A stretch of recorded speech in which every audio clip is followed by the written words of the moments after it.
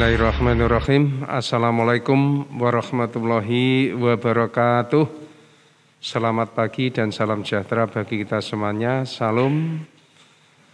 Yang terhormat Bapak Kepala SMA KP Paron beserta staf, dan yang kami hormati adik-adik atau anak-anakku semuanya, coba angkat tangan, bisa menyapa ini. Oh ya, terima kasih. Pertama-tama mari kita selalu meningkatkan rasa syukur kita kepada Allah Subhanahu wa taala, Tuhan yang Maha Kuasa, atas segala karunia-Nya sampai saat ini kita semuanya masih diberikan nikmat sehat, umur panjang, rezeki yang cukup, dan keluarga yang sehat, bahagia tanpa ada halangan sesuatu apapun. Dalam kesempatan yang berbahagia ini, saya dari Kepolisian Polsek Paron akan menyampaikan bagaimana pentingnya wawasan kebangsaan. Bagaimana pentingnya wawasan kebangsaan dan bela negara. Perlu diketahui, dan ini terus ya kan harus ditumbuh kembangkan sejak dari masa perjuangan bangsa Indonesia, dari bentuk penjajahan baik itu Portugis, Belanda, Inggris, dan Jepang, dan waktu itu perjuangan masih bersifat lokal dan belum membawa hasil karena belum adanya persatuan dan kesatuan. Sedangkan kaum kolonial menggunakan politik divide et impera untuk memecah belah persatuan ini.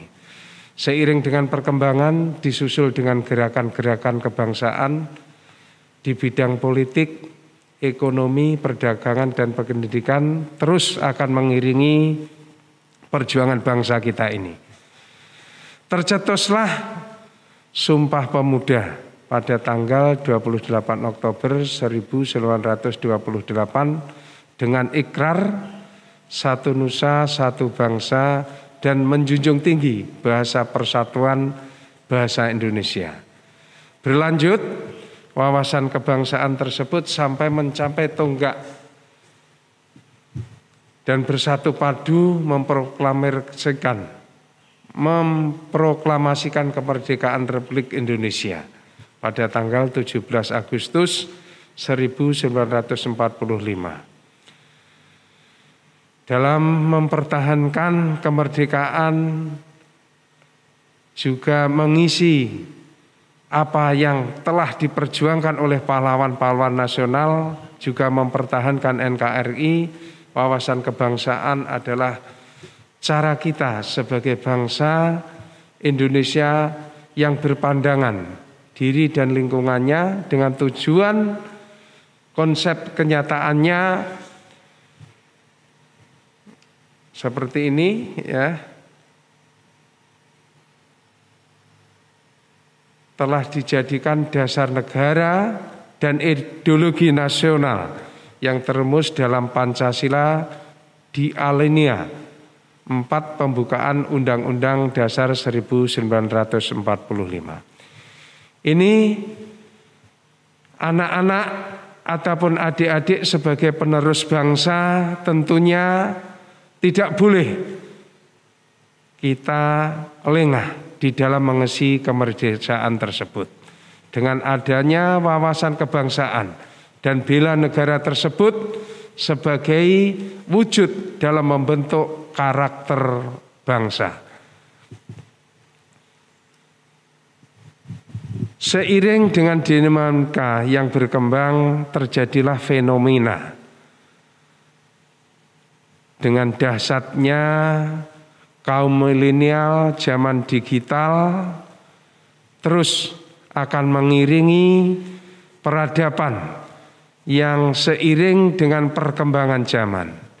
Suatu misal seperti ini, kalau memang sekiranya kita sebagai pendidik, sebagai aparatur negara lengah di dalam mengelola dan mengisi kemerdekaan tersebut,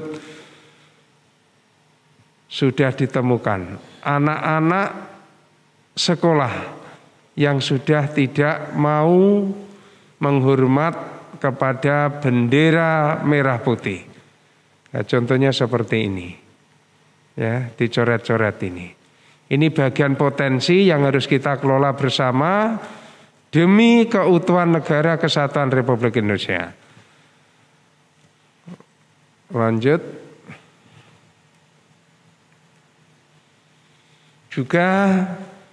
Ini juga tantangan yang harus kita hadapi, yang harus kita antisipasi bersama. Postingan yang bila mana tidak kita kelola dengan baik, nyinyiran-nyinyiran seperti akan menimbulkan potensi, juga akan memecah rasa persatuan dan kesatuan.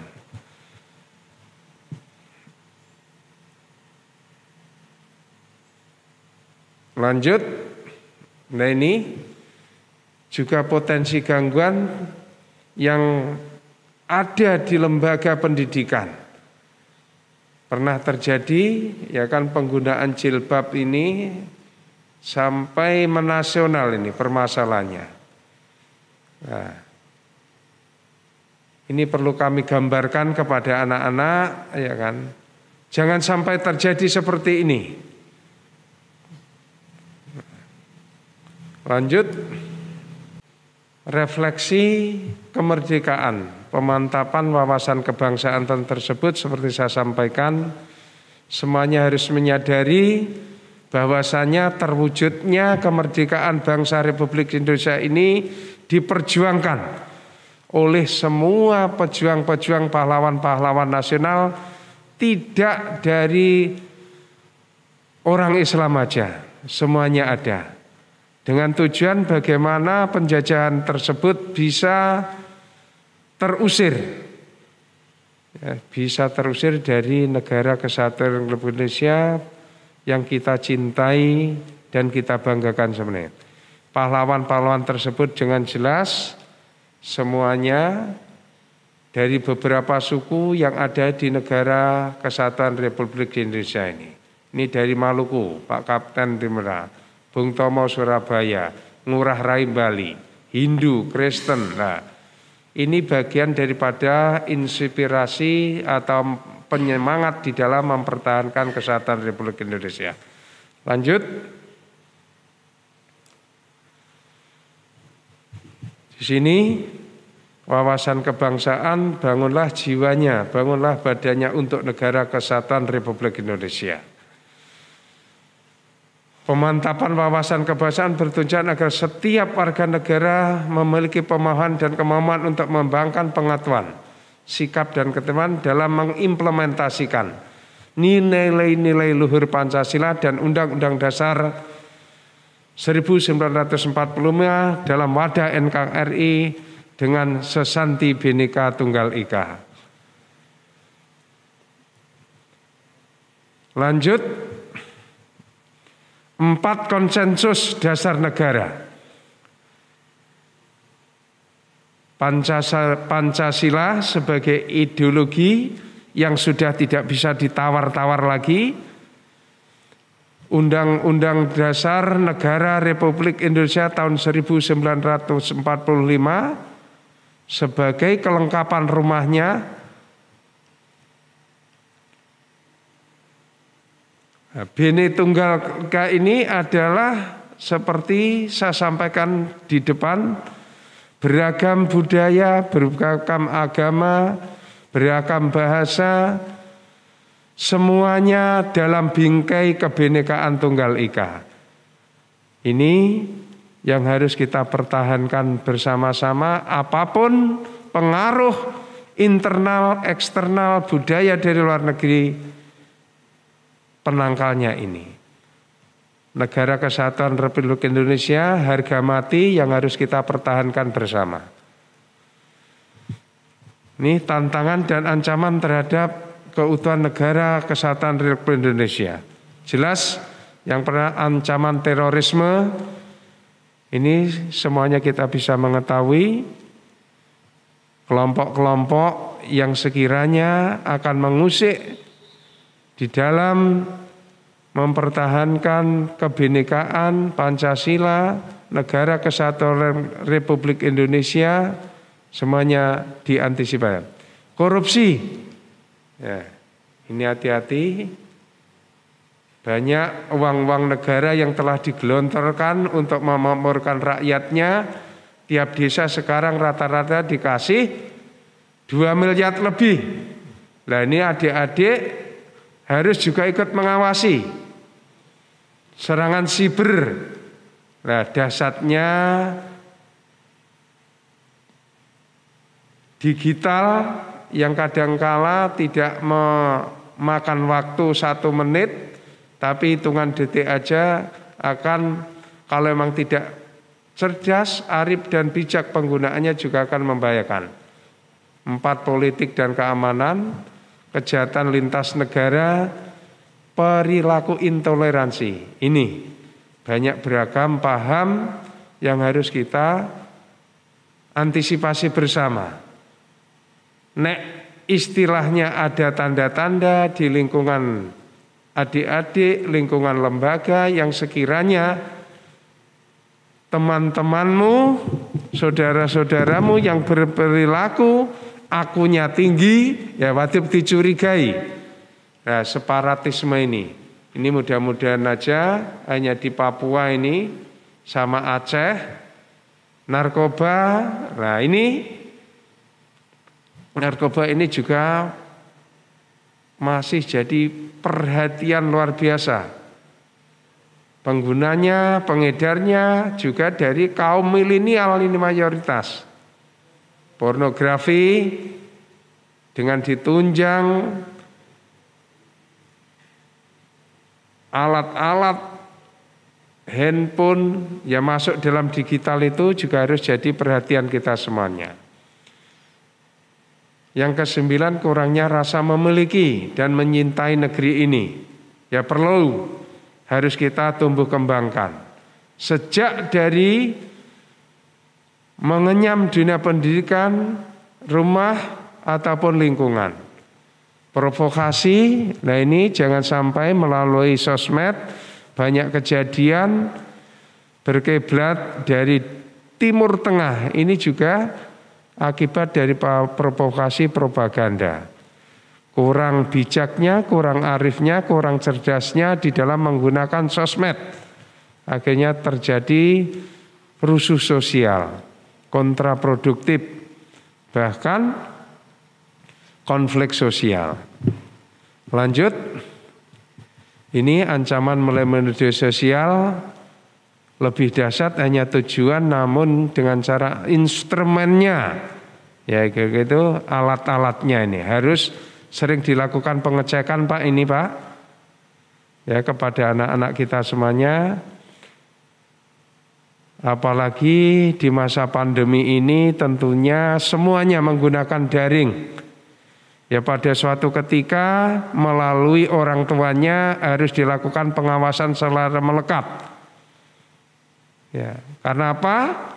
Biayanya murah, cepat dan singkat penggunaannya, sulit dilacak dan tidak mengenal batas waktu.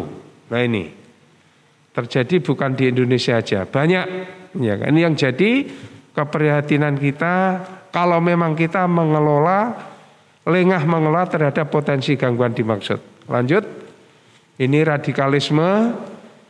Secara kasat mata ada pergerakan yang memaksakan kehendak bagaimana gerakan tersebut harus ikut terhadap aliran mereka, paham mereka dengan cara ekstrim. Hanya ini bahkan di lingkup kita Kabupaten Ngawi aja udah banyak yang sampai saat ini masih diawasi. Nah, ini.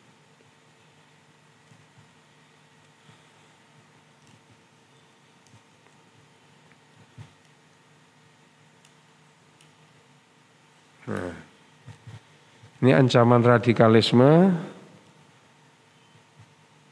ya Gema. Nah ini gerakan mahasiswa, ini juga patut diawasi. mayoritas orang Islam. Rupanya ini menggerakkan mahasiswa, ideologi Islam dipaksakan. Nah ini komunitas Royatul Islam mewaspadai bahayanya komunitas Royatul ini juga ini merambah ke dunia pendidikan. Nah ini juga harus kita awasi bersama-sama. Ini anak-anak yang direkrut mulai dari tingkat SMU sampai ke perguruan tinggi, bahkan ya di kalangan akademisi. Ya Karim ini keberadaannya bendera tauhid pernah terjadi ini di Cianjur kalau nggak atau Ciamis. Iming-imingannya heroisme anak-anak muda. Ini jadi keprihatinan kita juga yang harus sama-sama kita kelola. Lanjut. Ini saya rasa pembekalan yang bisa kami sampaikan kurang lebihnya. Mohon maaf dan bila mana ada atur ataupun tindak sekiranya kurang berkenan, sekali lagi saya mohon maaf. Paling terakhir, saya hanya berilustrasi aja.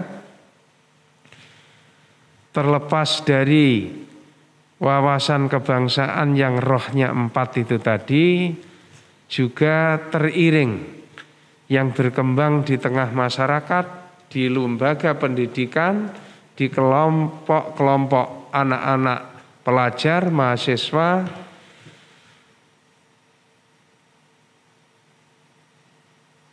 terkait dengan etika berlalu lintas. Ini juga akan mengurangi dan melunturkan bagaimana kita sebagai anak bangsa yang mempunyai wawasan kebangsaan dan berkarakter mempertahankan nilai-nilai Pancasila, pengamalan Undang-Undang Dasar 1945, juga mempertahankan sekaligus mengisi kemerdekaan yang telah terwadai. Keberagaman ini adalah dijamin oleh undang-undang sehingga kebinekaan itu harus terwujud. Sekaligus negara kesatuan Republik Indonesia sebagai harga mati. Untuk itu sopan santun berlalu lintas baik di jalan umum, di lingkungan desamu, lingkungan masyarakatmu, kita sebagai pelajar, adik-adik sebagai pelajar, yang mengisi kemerdekaan nanti adalah generasi-generasi penerus. Salah satu di antaranya adalah di lembaga pendidikan SMA KP Paron. Yang patut kita banggakan, alma mater dari SMA KP Paron ini adalah menjadi tokoh publik.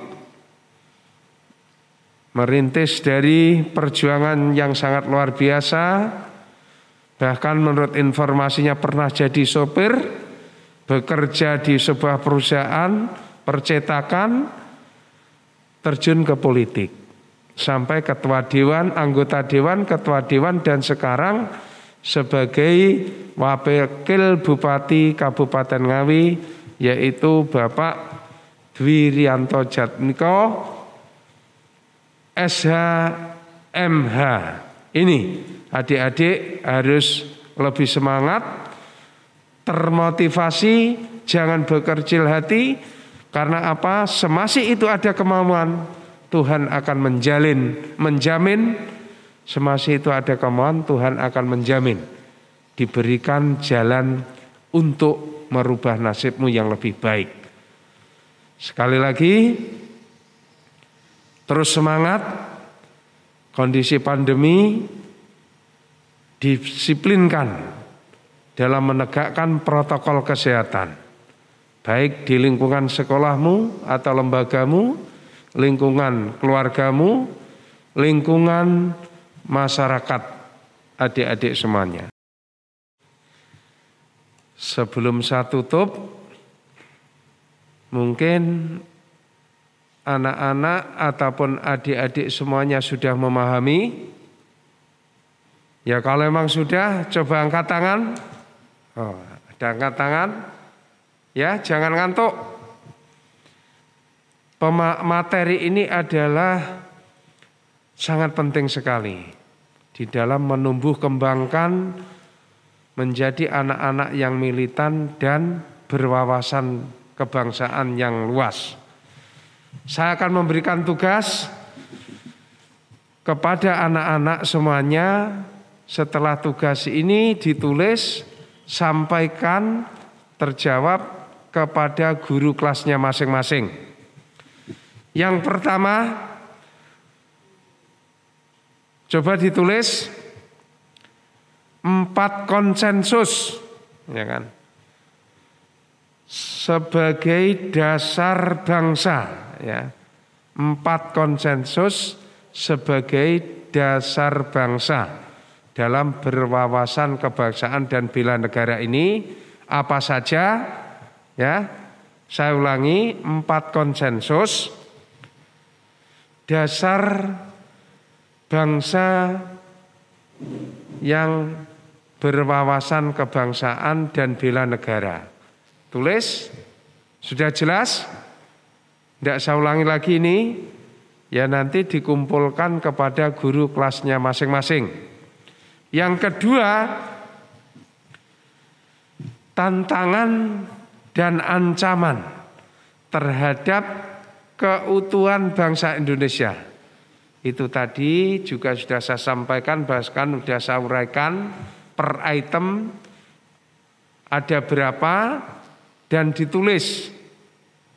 Dan nanti hari Rebo dikumpulkan kepada gurunya masing-masing.